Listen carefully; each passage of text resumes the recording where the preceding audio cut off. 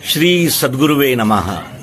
अध्यात्म विश्व विज्ञान यूट्यूब चैनल पर अपने सभी प्रिय मित्र आचार्य गुरुजनों का हार्दिक स्वागत करते हुए अत्यंत प्रसन्नता हो रही है। हमारा देश ये ज्ञानियों का और विद्वानों का ऐसा संग्रह रहा है कि जहाँ जहाँ हमें उपयुक्त हमारे जीवन को कल्याण की ओर प्रेरित करने वाले संदेश या ऐसा कोई जीवन को उन्नत करने वाला भाव प्राप्त होता है, हम अवश्य ही उसका यानी मार्गक्रमण करते हैं और जिज्ञासा और प्रखर ऐसी खोज के तहत हम उस विचारों के तह तक जाते हैं। ये हमारा हजारों वर्षों का इतिहास है। भारत के वर्तमान प्रकांड पंडित, विद्वान, अत्यंत व्यासंगी, अभ्यासु व्यक्तिमत्व आरिफ मोहम्मद खान, इनके एक वक्तव्य को हम इस अंक में अपने मित्रों के समक्ष रख रहे हैं। मित्रों, हमने उनके मूलगामी चिंतन को अवश्य ही सुनना चाहिए और उसका अनुशीलन करना चाहिए, जिससे कि हम सनातन सिद्धांत को यथार्थ रीति से जान सके और इस सिद्धांत को अपने जीवन में अपनाकर अपना जीवन भी उन्नत करें और इस संदेश को अधिकाधिक प्रसारित और प्रचारित करके वर्तमान जो धर्मग्लानि का स्वरूप है उसे हटाने में इस विश्वरूप परमात्मा की सेवा में जुट जाना चाहिए। आइए आरिफ मोहम्मद खान का ये वक्तव्य हम अपने मन, चित्त, बुद्धि को निर्मल और एकाग्र करके सुने। धन्यवाद। सबसे पहले मैं इस सभा में जो संत यहाँ बैठे हुए हैं उनको श्रद्धा पूर्वक नमन करता हूँ, प्रणाम करता हूँ। पहले तो मैं अपनी खुशी बताता हूँ और फिर थोड़ी सी कठिनाई बताऊंगा। ऐसी सभा जहाँ इतने संत उपस्थित हों, ये अपने आप में सौभाग्य है कि उस सभा में बैठा जाए। हमारे यहाँ कहा गया है, संतो भूमि तपसा धारयन्ति। धर्म समाज का धारण करता है और संत जगत का धारण करते हैं। लेकिन जब ऐसे लोग बैठे हों सामने तो कठिनाई ये है कि मेरे जैसा आदमी जो केवल अपने आप को विद्यार्थी मानता है, जो मानता है कि मुझे उत्सुकता है चीजों को जानने की, मैं कैसे बात करूं। लेकिन मैं सोच रहा था बैठा हुआ कि गुरुओं की और संतों की मौजूदगी में भाषण तो नहीं दिया जा सकता, लेकिन अपनी जिज्ञासाएं व्यक्त की जा सकती।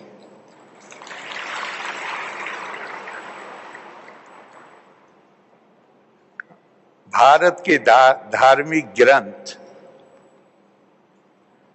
एक उसकी श्रेणी है, उनको उपनिषद कहा जाता है। उपनिषद का अर्थ ही है कि आओ मेरे पास बैठो, मैं तुम्हारी जिज्ञासा को संतुष्ट करूंगा। तो मैं जो भी बोलूं उसे मेरी जिज्ञासा समझिएगा। मैं हरगिज भी यहां कोई उपदेश देने के लिए नहीं आया।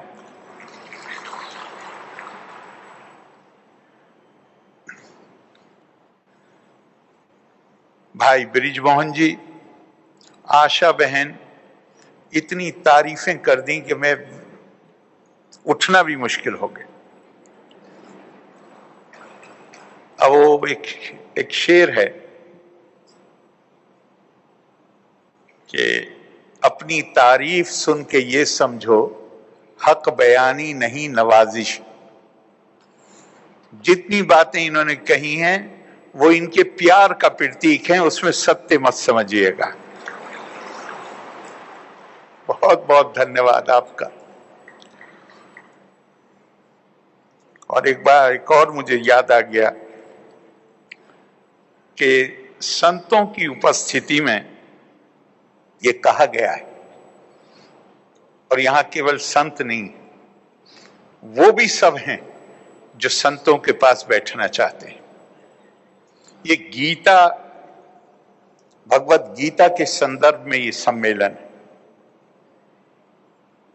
तो कहा गया है कि सत्संग सत्वे निसंगत्वम, निसंगत्वे निर्मोहत्वम, निर्मोहत्वम निश्चल तत्वम, निश्चल तत्वम जीवन मुक्ति।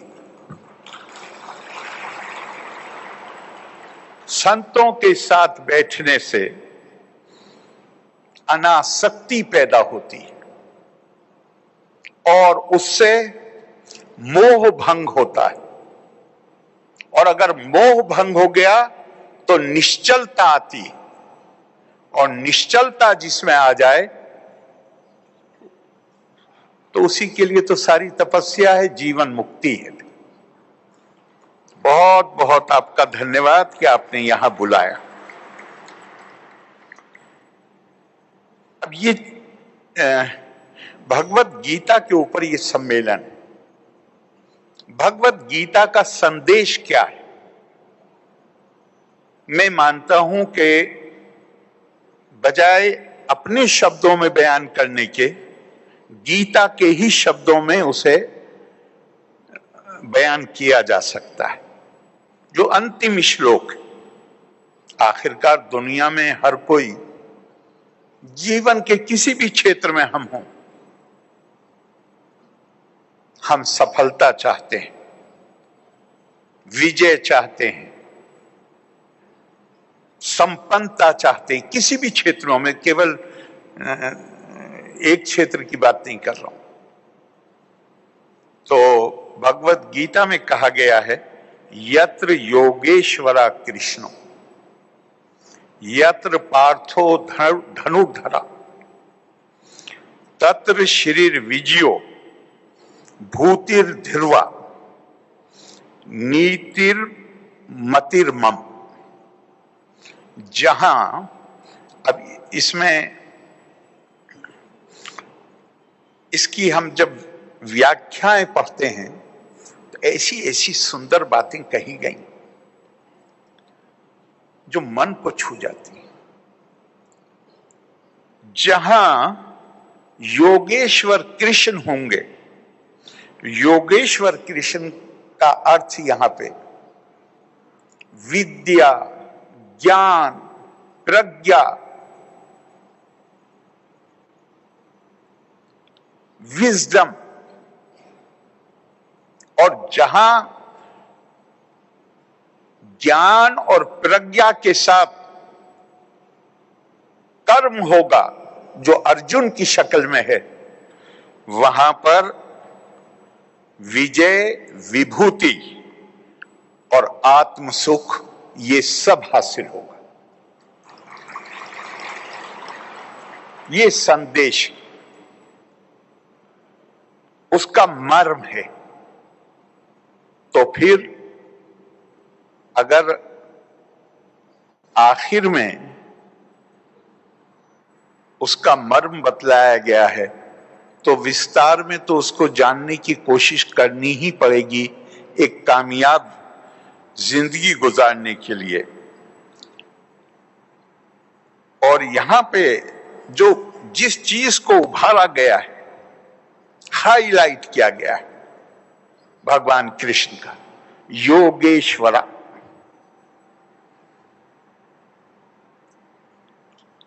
अब योग को कैसे परिभाषित करेंगे? क्या परिभाषा है योग की? आमतौर से जो आजकल शारीरिक थोड़ा सा व्यायाम होता है तो हम उसे योग कहने लगे। नहीं, उसको जो परिभाषित किया गया है, ऐसी पतंजलि की भी परिभाषा है चित्त विरति निरोधा, अपनी ख्वाहिशों पर, अपनी इच्छाओं पर, अपनी इंद्रियों पर पूरी तरह कंट्रोल। लेकिन इससे भी सुंदर जो मुझे परिभाषा लगती वो है युज्यते अनेना योगा। योगा वो है जो अनेकों में एकता पैदा कर दे। योगा का मतलब ही वो है, अनेक में एकता पैदा करने की क्षमता अपने अंदर पैदा कर लेना, यही योग है। एकम सद विप्रा बहुधा वदन्ति। भारतीय परंपरा इस अनेकता को, विविधता को, जिसके लिए बहुधा का शब्द प्रयोग किया गया है, ये कोई 500, 200, 1000 साल पुरानी नहीं है। ये तो वैदिक काल से है। जब ये किसी को इसमें तुलना नहीं देखिएगा, तुलना नहीं है, जो ऐतिहासिक तथ्य है। दुनिया में ज्यादातर आबादी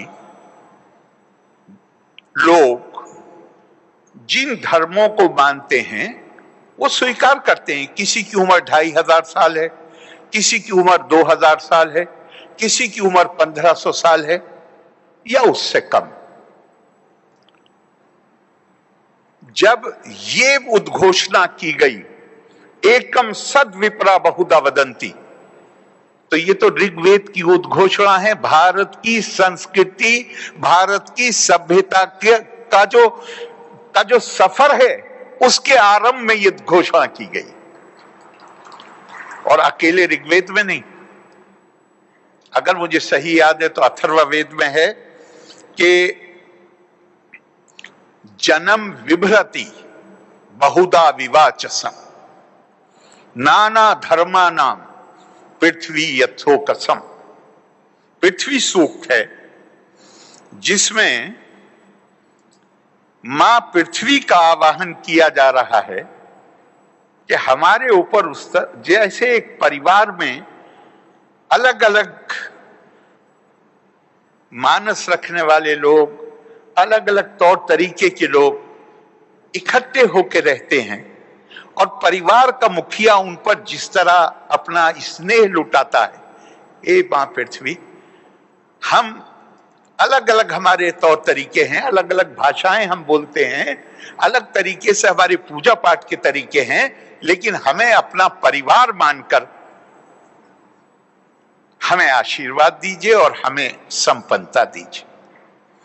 तो ये भारत की ऐसी चीज नहीं है कि जिसका नया इतिहास हो, नहीं।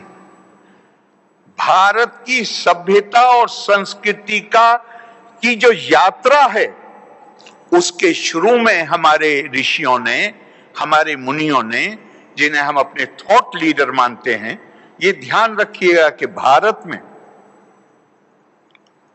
शासकों और सेनापतियों को समाज ने आदर्श नहीं माना। भारत में आदर्श माना है संतों को, मनीषियों को, जो, बल्कि स्वामी विवेकानंद ने बड़ी सुंदर बात कही, कहा भारत के केवल 2 राष्ट्रीय आदर्श हैं, त्याग और सेवा। इसमें घनीभूत कर दो, बाकी चीजें खुद ब खुद ठीक हो जाएंगी, जरूरत ही नहीं। तो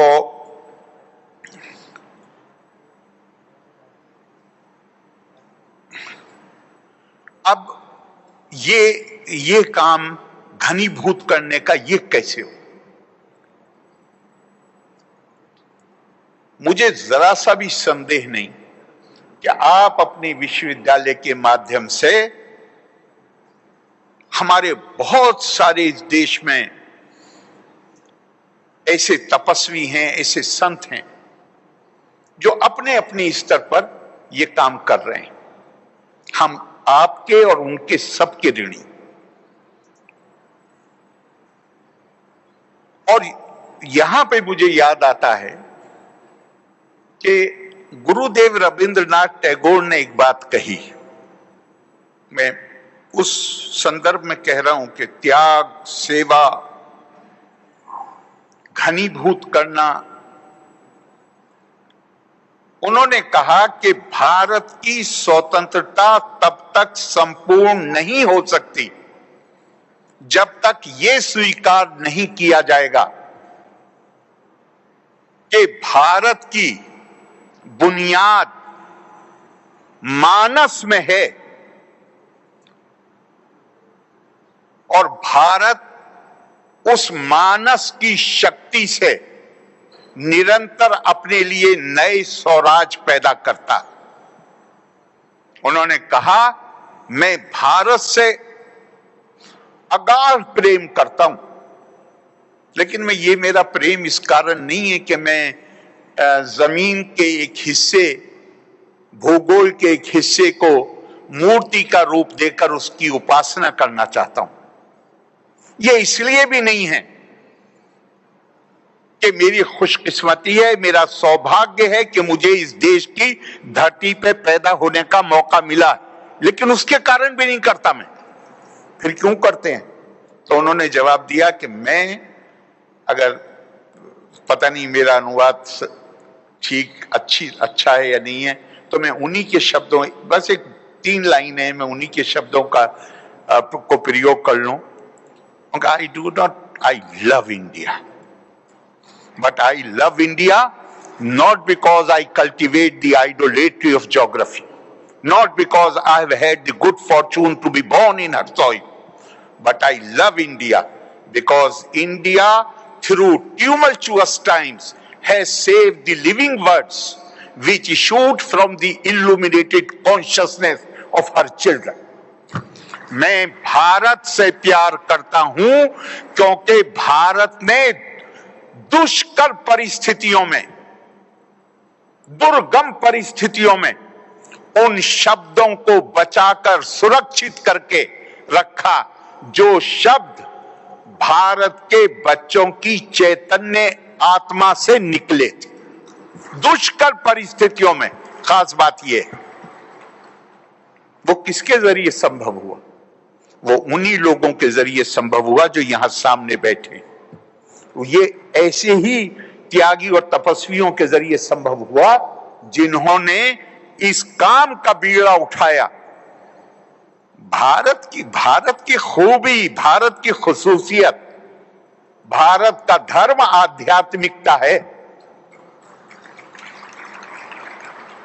दुनिया की संस्कृतियों पे आप नजर डालिए, वो या तो रेस को शायद वंशलिंग कहते हैं हिंदी में, रेस, मेरी त्वचा का रंग क्या है, या तो उससे परिभाषित होती हैं, मैं क्या भाषा बोलता हूं उससे परिभाषित होती हैं, मेरा पूजा पाठ करने का तरीका क्या है उससे परिभाषित होती हैं। उसकी समानता सभ्यता को परिभाषित करती। अब भारत में तो हर 16 मील के बाद तो भाषा बदल जाती है। एक ही घर में एक बहन मंगलवार को व्रत रखेगी, एक शनिवार को रखेगी। एक भाई जाएगा महादेव के मंदिर में, एक भाई जाएगा हनुमान जी के मंदिर में। 16 किलोमीटर पे, मैंने आपको बताया 16 शायद मील पे भाषा बदल जाती है। तो अब हम क्या करें? और हमारे ऋषियों मुनियों ने कभी ये नहीं कहा कि ये अकल की बात मैं तुम्हें बता रहा हूं। उन्होंने हमेशा कहा ये सनातन सिद्धांत हैं जो मेरे जरिए केवल ढूंढे गए। हमारे यहां कभी किसी ने नहीं कहा कि ये मैं तुम्हें बता रहा हूं। उन्होंने कहा ये तो नेचर के रूल्स हैं। आपको सुन के ताज्जुब होगा ये परंपरा कब तक चली है। पिछली शताब्दी में रेडियो वेव्स, जिनके सहारे ये सारी नई टेक्नोलॉजी बनी है, जिसके सहारे बगैर तार के आप संपर्क स्थापित कर सकते हैं। अब ये दुनिया जानती है कि वो उसका आविष्कार, उसको जो रिसर्च थी, ढूंढ निकालने का काम हमारे बंगाल के एक विदुषी प्रोफेसर बोस ने किया था। मैं मानस को समझिएगा कि हमारा मानस क्या, उनका इटालियन दोस्त प्रोफेसर इटली में खत लिख लिख के थक गया, बोस साहब इसको पेटेंट करा लीजिए नहीं तो कोई लोगों को पता चल गया है। और बड़ी मुश्किल से उसने तैयार किया बोस साहब, प्रोफेसर बोस को, कि इसका पेटेंट करा लीजिए। उस विचार ये मना करते रहे, बोले भाई इसमें मेरा योगदान क्या है, मैंने तो प्रकृति का एक नियम है उसको सिर्फ ढूंढा है, मैंने बनाया थोड़ी है इसको। प्रकृति का एक नियम है, उसने किसी तरह उन्हें तैयार किया और सारे फॉर्म और जो भरे जाने थे वो सब भेजे, लेकिन वो कई महीने तक रखे रहे। उन्होंने पलट के फोन कर दिया कि भाई मैं तैयार हो गया था तुम्हारे कहने से, लेकिन इसे मेरा अंतःकरण स्वीकार नहीं करता कि जिस चीज पे को मैंने सिर्फ मुझे मिल गई वो, अब मैं कहूं मैं इसका स्वामी हूं। और आखिरकार उनके इटालियन दोस्त ने ये कह के उनसे, जब वो किसी तरह नहीं माने, उसने कहा कि मैंने आपको थोड़ा असिस्ट किया था तो फिर मैं ही करा ही लेता हूं अपने यहाँ। उनका तुम्हें जो करना हो वो कर लो। आज जो ये हम मोबाइल हाथ में लिए घूमते, बगैर तार के संपर्क स्थापित करना, ये प्रोफेसर बोस की देन है। लेकिन भारत का एक रवैया है, हमारे यहां कॉपीराइट का कोई कल्पना ही नहीं थी। हमारी सारी किताबें व्यास ने कंपाइल की। अब कई लोग कहते हैं कि भाई ये अलग अलग काल की किताबें हैं तो एक व्यक्ति कैसे कर, तो कई लोगों की ये राय है कि जो कंपाइल करता था वो क्रेडिट लेना ही नहीं चाहता था, वो ये श्रेय नहीं लेना चाहता था, वो ये करता था। तो जो पहले कोई बड़े व्यास रहे होंगे उनके नाम पे उन्होंने कहा हम भी व्यास, हम भी व्यास। हमारे यहां ये हमारा मानस है। और भारत की संस्कृति अकेली क्यों है कि हम चीजों पे, जहां हमारी ये संस्कृति का असर, एक आदमी कह रहा है जिसमें उसको बहुत फायदा हो सकता था, कह रहा नहीं मेरा कोई अधिकार नहीं है इसके ऊपर। क्यों? क्योंकि जैसा मैंने पहले कहा, भारत का धर्म आध्यात्मिकता, हमारी संस्कृति, हमारी सभ्यता ना त्वचा के रंग से, ना पूजा पाठ के तरीके से, ना भाषा से, बल्कि आत्मा से परिभाषित हुई है। अहम ब्रह्मास्मि तत्त्वमसि। कई दफा मैं सुनता हूं लोगों को, चूंकि शंकराचार्य जी जगत गुरु आदि शंकराचार्य केरला में पैदा हुए थे। कल मैं बनारस में था जहां वो केरला में पैदा हुए शंकर जहां आके जगत गुरु बने और शंकराचार्य बने, आदि शंकराचार्य बने बनारस आकर। तो उनके लिए बनारस की बात हुई तो इसलिए मैंने कहा उसके संबंध में कि ये आत्मा से परिभाषित होती है ये संस्कृति। आदि शंकराचार्य गंगा से नहा के लौट रहे हैं, बनारस की गलियां तंग, गली के दूसरे नुक्कड़ पे उन्हें वो आदमी खड़ा हुआ नजर आता है जो शवों का दाह संस्कार करता है और उसके साथ 5 कुत्ते भी हैं। ये गंगा से नहा के आ रहे हैं, अपने जो उनके चेले हैं उनके साथ आ रहे हैं। तो इनके मुंह से निकल गया गच्छे गच्छति, रास्ता दे दो, मतलब हट जाओ।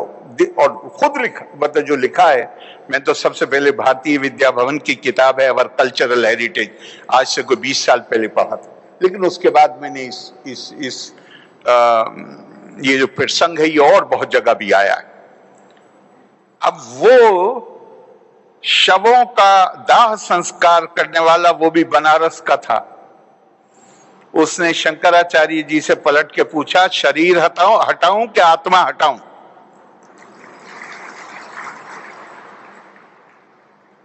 और अद्वैतवाद के प्रणेता शंकराचार्य उसके पैरों में गिर गए। मनीष पंचकम की रचना की, जिसमें कहते हैं कि जिसने पूरी सृष्टि को समदृष्टि से देखना सीख लिया, वो चाहे चंडाल हो और चाहे ब्राह्मण हो, वही मेरा गुरु।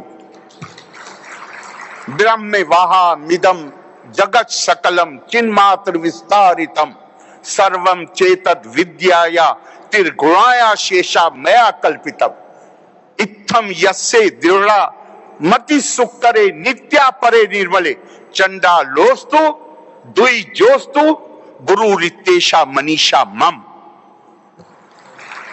हमारी सभ्यता, हमारी संस्कृति आत्मा से परिभाषित होती है। चंद साल पहले तक आपको मालूम है, हमने तो जब हमारे देश आजाद हुआ, लोकतंत्र हुआ, सबके वोट के साथ भारत का लोकतंत्र शुरू हुआ। जो आज दुनिया में विकसित देश माने जाते हैं, उन्हें महिलाओं को वोटिंग का अधिकार देने में ये पिछली शताब्दी में कुछ देशों में मिला है, पिछली शताब्दी में मिले। और लोकतंत्र है 200 साल पुराने, 250 साल पुराने, 300 साल पुराने। बल्कि उनकी मान्यता थी कि महिलाओं में और काले रंग के लोगों में आत्मा नहीं होती है।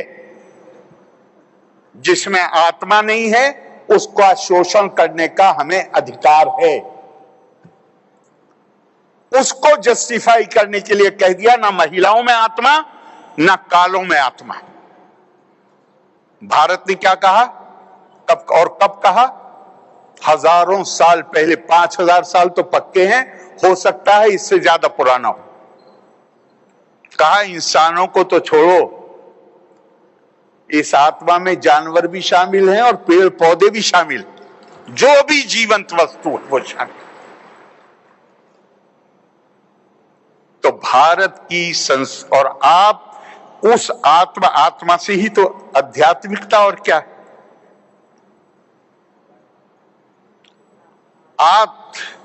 कहा कि तपा स्वाध्याय निरितम, ever devoted to the pursuit of knowledge. तो उन्होंने कहा कि तब मतलब सदैव स्वामी, बल्कि इसमें फिर मुझे याद आ गया, स्वामी विवेकानंद ने बड़ी सुंदर बात कही। उन्होंने कहा जीवन का उद्देश्य क्या है? खुशी प्राप्त करना, परसूट ऑफ हैप्पीनेस। अगर खुश होने का जीवन का उद्देश्य केवल यह है कि सुखी अपना सुख प्राप्त करना है, तो मुझे कौन चीज रोकेगी कि मैं अपना सुख लेने के लिए आपको दुखी करूं? उनका यह जीवन का उद्देश्य नहीं हो सकता। जीवन का केवल एक उद्देश्य है, ज्ञान की प्राप्ति। और ज्ञान का क्या उद्देश्य है उसका भी उन्होंने जवाब दिया। भाई अगर मेरे जीवन का एक ही उद्देश्य है ज्ञान की प्राप्ति, तो फिर ज्ञान का क्या उद्देश्य है? उनका ज्ञान का उद्देश्य है जहां बहुधा में आदमी एकता ढूंढ सके। लोग सामने से अलग अलग नजर आ रहे हैं, इनके अंदर समान चीज क्या है? मेरी और आपकी भाषा समान नहीं, मेरा आपका पूजा पाठ का तरीका समान नहीं, मेरे रस्मों रिवाज अलग हैं, आपके अलग हैं, फिर समानता क्या? अगर तुम्हारा सब कुछ अलग हो तो अभी आत्मा का बंधन है। आत्मा के बंधन से तुम सब बंधे हुए हो। इंटरकनेक्टेडनेस थ्रू स्पिरिचुअलिटी, ये भारत का ऐसा, आज दुनिया इसी तरफ आ रही है। पूरी दुनिया में बहुधा को, अनेकता को, लोग उसके साथ अगर कुछ वो लोग होते थे जिनको अदर, अनेक कहा जा सके, तो वो मार्जिनलाइज होते थे सोसाइटी में। भारत ने हमेशा अनेकता को, बहुधा कहिए, विभिन्नता कहिए, उसको नेचर का लॉ, नैसर्गिक विधान माना है भारत। और यही शायद कारण है कि दुनिया की प्राचीन सभ्यताओं में आज का यूनान वो नहीं है जो यूनान प्राचीन यूनान था। आज का मिस्र, इजिप्ट वो नहीं है जो प्राचीन था। उनका रिश्ता अपनी प्राचीन सभ्यता से कट गया। लेकिन भारत आगे बढ़ा है। जाने के लिए, आगे बढ़ने के लिए आप आसमान की बुलंदियों को छूइए, लेकिन अपने सनातन सिद्धांतों में भारत मूलित रहा है। विषमतम परिस्थितियों में भी। लेकिन फिर भी एक सवाल और आता है, हम अपने मुंह से अपनी तारीफ करते हैं, अपने मुंह से हमें अपनी कमियों को भी देखना चाहिए। और वो कमी हमारी क्या थी? मुझे ये प्रश्न बहुत परेशान किया करता था। मैं सुनता भारत सोने की चिड़िया, भारत ज्ञान का केंद्र।